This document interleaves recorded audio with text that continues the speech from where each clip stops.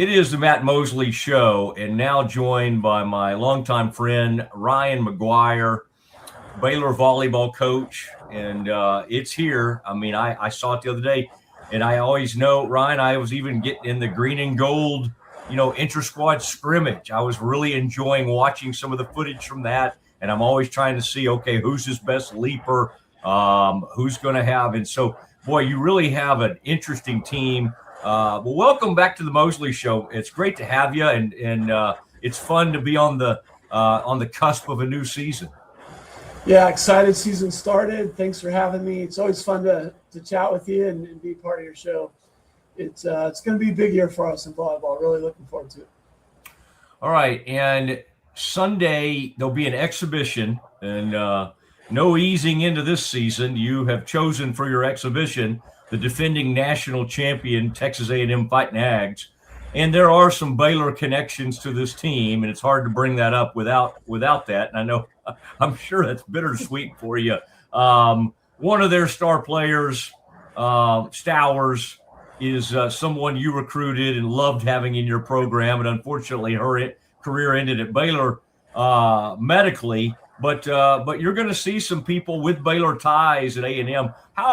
When you're choosing your exhibitions and all, like, how big is it for you to, hey, let's just start with a huge challenge and kind of see where we are? Is that one of the reasons you try to set up something like this? Yeah, we've always wanted to play the best, to beat the best.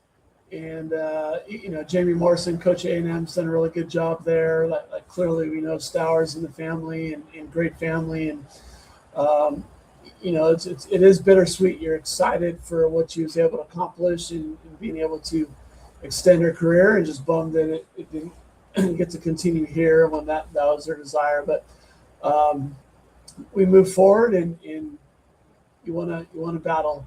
So it's in preseason, and we were really young last year, so we're young this year, but a little less young. But when you play those matches, my hope is that it exploits and reveals some of the areas that as coaches we're saying, hey, we got to get better at. The girls kind of acknowledge it, but they don't really recognize it until they see it. And then you also have the positive side, where the things you're working on that are maybe new and different and can really cause problems for opponents. Be like, oh, hey, wow, this team wasn't ready for this. Let's continue to build upon this strength.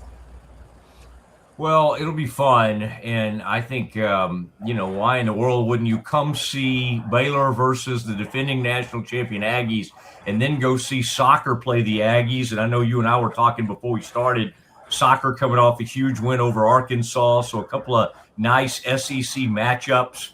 One of the things we always talk about is health and just making sure how's the team heading into the season, knock on wood. Is everything looking good in that area? Anybody you're kind of waiting on, or is it full systems go? No, unfortunately, we're waiting on a few. Bailey had surgery in April, and so we knew we're going to acclimate her slowly, so she won't be full go this weekend, and hopefully have her ready by the time we head out to Hawaii. And then, fortunately, one of our other outsides, not in the gym, but stepped in a hole and hurt her ankle pretty bad. A tree was removed and couldn't see it, and grass had grown over it, and one of those freak things. And then everything else is mostly healthy, chipped fingertips and blocking. That kind of happens every once in a while, that we'll bandage up and go from there. So the two players at the outside hitter position, so our depth there for now is not as strong as I'd like it to be, but we expect to be full go by the time we kick off season. I was Morgan. You had that opening season kind of Big 12 media day type thing for the Big 12, and really enjoyed kind of hearing from your players. Extremely engaging. One of them was from California. You've done really well. You love that state, and you spent some of your life out in that area, and so it doesn't surprise me to see one of your taller players from out there in California. But how did that deal go yesterday? And how do you, when you choose like who you want to represent the university on things like that, part of it is, I'm sure you're like, well, let's choose two of our more engaging personalities, but also probably two of your more important players. How do you choose something like that? Because it did seem, in like what I saw, boy, they did a great job representing Baylor. Well, I feel I'd put up any of our girls in these meetings. We want them to be powerful women of influence. Coming off our mission trip to Dominican Republic, like they all reached out to the community in exceptional ways that was beautiful and spectacular. Born and raised, grew up Southern California, but Texas is home for sure. I got family out there. So my daughter goes to college out there, so definitely make those trips. But Tori Davis, our middle high flyer jumper. A mom is Olympian beach player in volleyball. Spectacular family. Ironically, our new associate head coach, Jared, was kind of the one that, hey, you should check out Tori Davis way back when. And so there's kind of a unique connection there. But Tori has been the one where like, hey, we need to recruit more kids like her. Very articulate, professional, works super hard in the gym, she is a low maintenance athlete. Like, hey, we tell her something, she does it, but then she also relays that over to her teammates. And then Morgan, our libero, I think we got best libero in the country, and that's such an important position. She's unique because on the court she's mean, nasty, gritty, competitive. Every ball matters, moving all the time. And then off the court, like sweet-natured, really engaging. Really tender-hearted and compassionate and reserved. In recruiting her, I thought on her visit, did I get the wrong kid? Because on the court, I saw the bulldog, and then when we're visiting, it's like so soft-natured and soft-spoken, which makes her a great teammate. By the way, this may shock you, but no one has ever described me as low maintenance. That's never come up. I believe it. But those stubbornness is a virtue. When you're stubborn and it's in the right direction, it really goes well for you. If it's the wrong direction, I won't guess who's maybe called you high maintenance or stubborn, but then it's a challenge. It doesn't always help me stay employed at places really long, by the way, but I usually find a landing spot. But Ryan McGuire with us on the Mosley Show. I was looking at this top 25, but the Bears show up at 22. Y'all have risen as high as number one in the country before. But I thought that was an amazing testament to what your program has been about. It said 122nd consecutive AVCA volleyball ranking, the longest streak in the conference, the fifth longest active streak in the nation. And I would say, Ryan, what even makes that more impressive to me is it's continued even during the NIL era. And that's not, Baylor obviously has had to try to embrace that. And in some ways they've been successful, in some ways they haven't.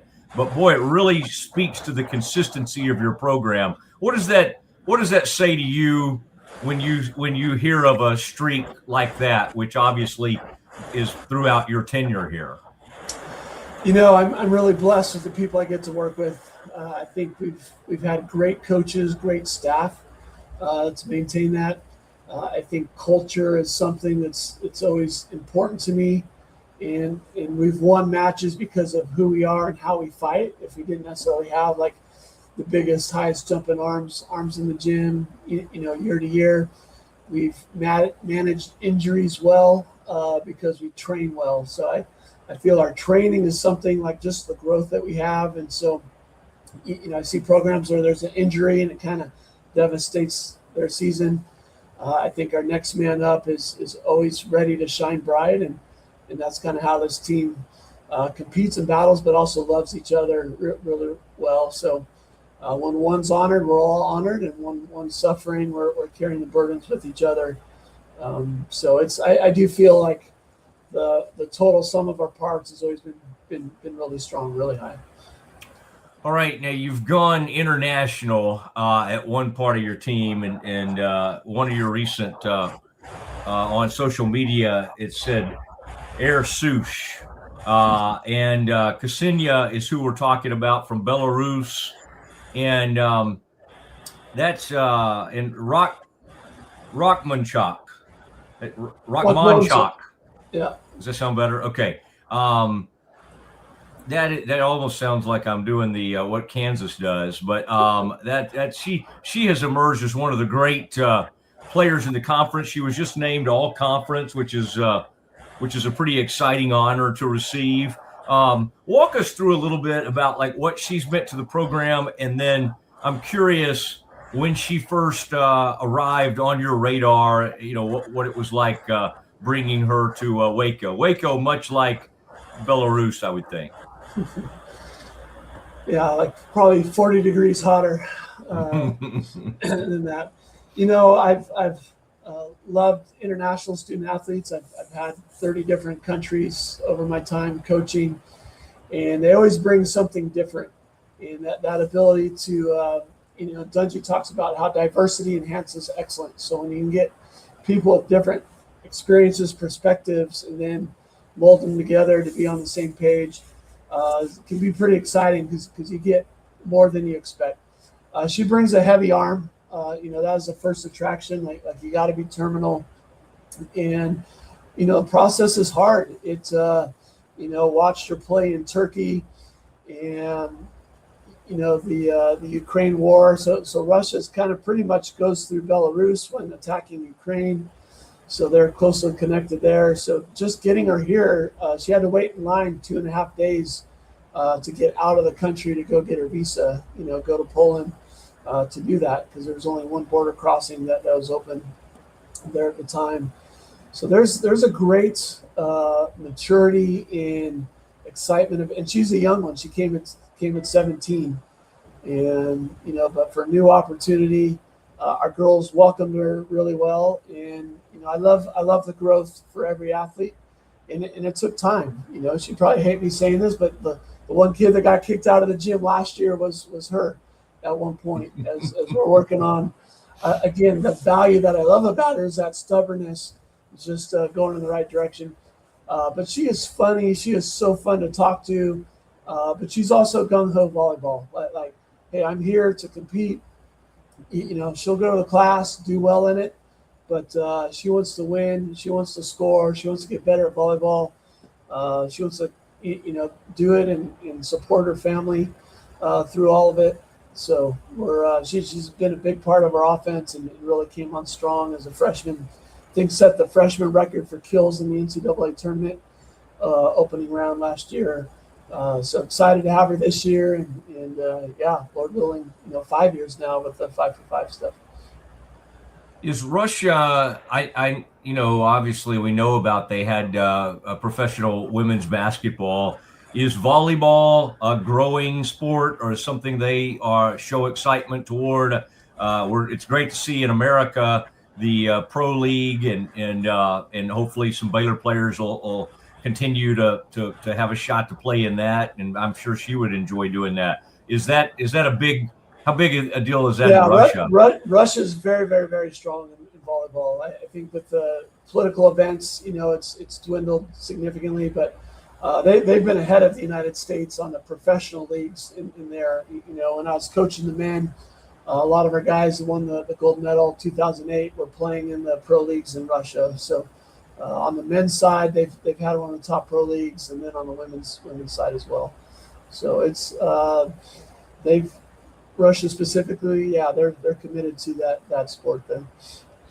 All right, and man, I'm looking at all the volleyball gear that y'all are putting out. You got some merch and everything. This is a very fun time of year. And I was looking at that video in the inter-squad scrimmage. Who's number 10? Like she was coming from the back. She was like coming and she rose up, and I thought, oh my gosh, I don't think that. Who's number 10 on your team?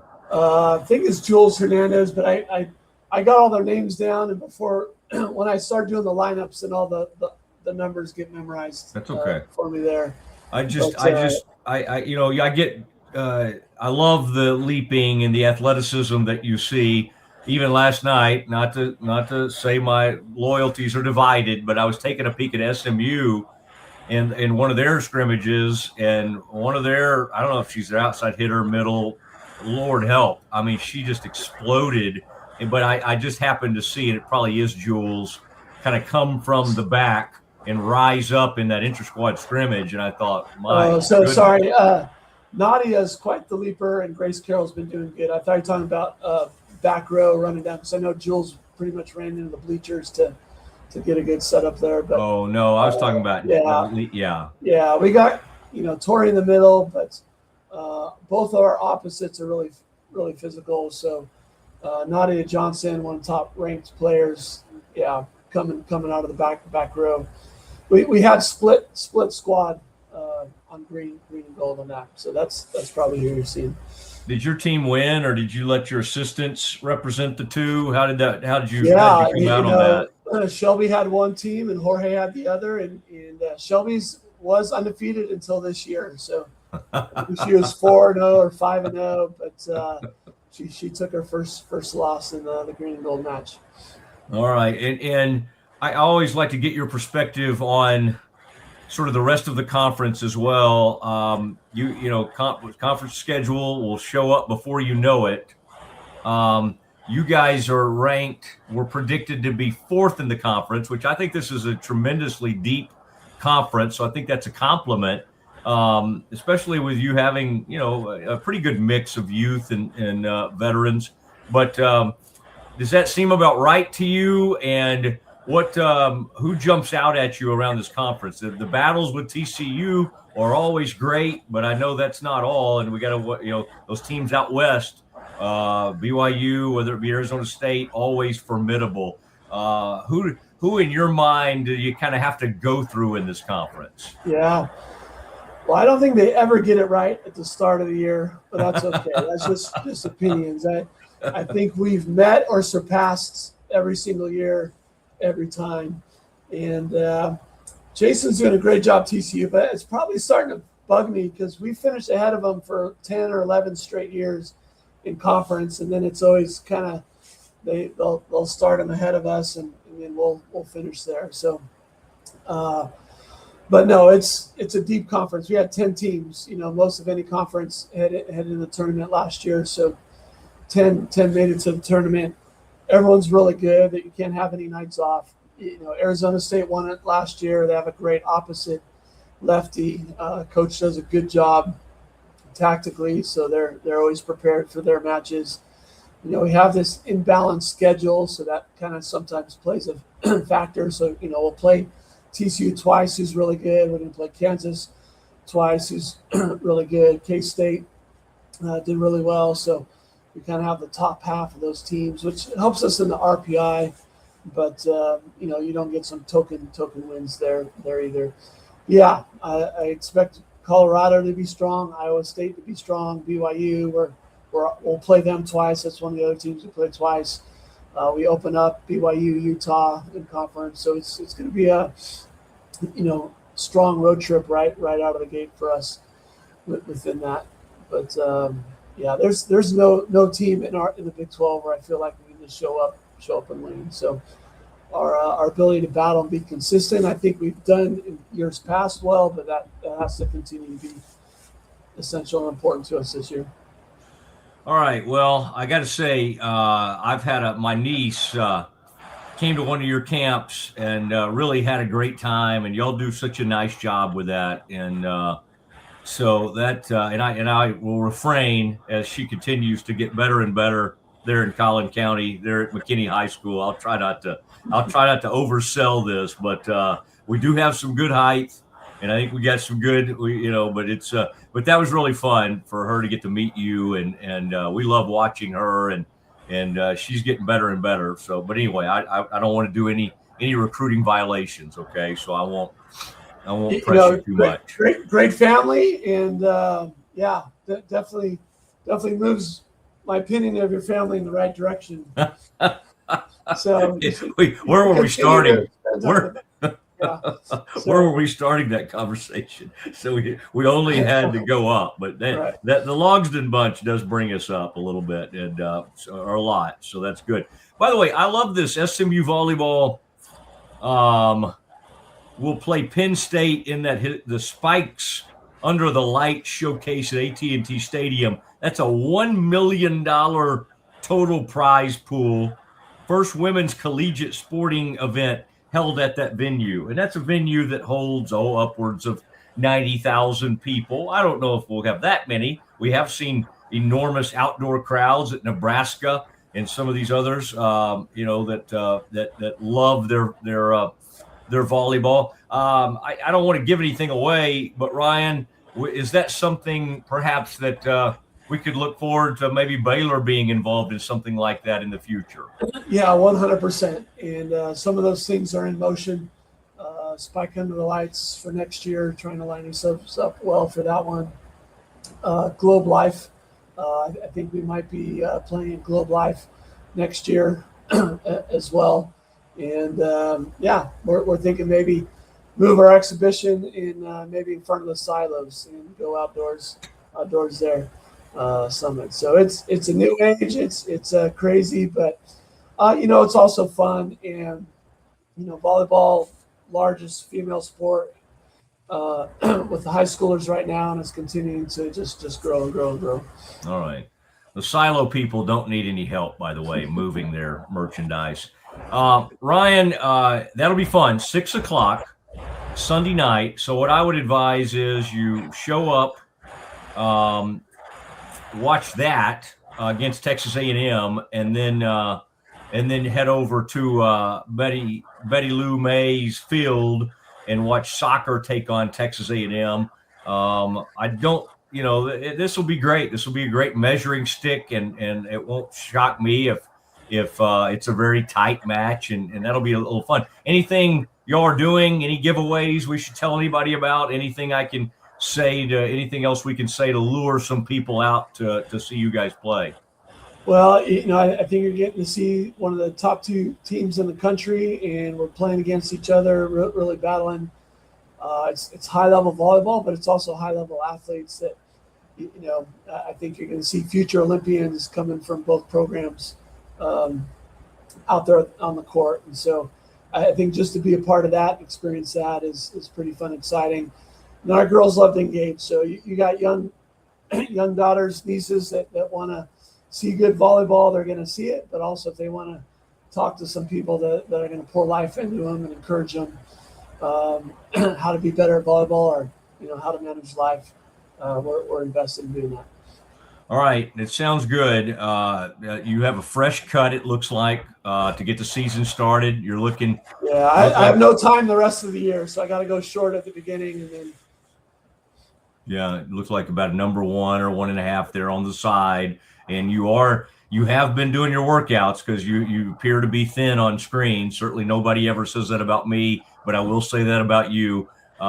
Hey, thanks for doing this, Ryan. Always look forward to it. And I'm going to try to, you know how football starts to take over everything, but I'm going to make a concerted effort this year to really stay engaged in volleyball. And I won't try to jump on the bandwagon during the NCAA tournament like I've been known to do. So you'll see me popping in and out, but very excited about this season. Yeah. Hey, always welcome. Come join us for a practice. We'll hit balls at you. As long as you don't, I do not want to be involved, and I would be the first to get hit in the face or something. But I will drop by. Great to have you on. Appreciate it, sir. Same. Thank you. Appreciate you, Matt. Ryan McGuire on the Mosley Show, right over from his office at the Farrell Center as they get ready to host the defending national champion Texas A&M Fighting Ags. And they'll come in there 6:00 on Sunday evening, and then soccer at 7:30 against A&M. So it's a big A&M Baylor, the battle on the Brazos.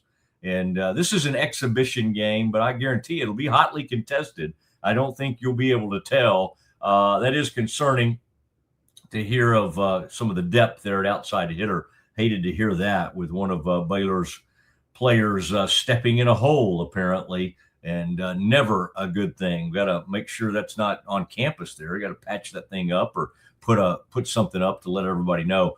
All right, Kev, good show today.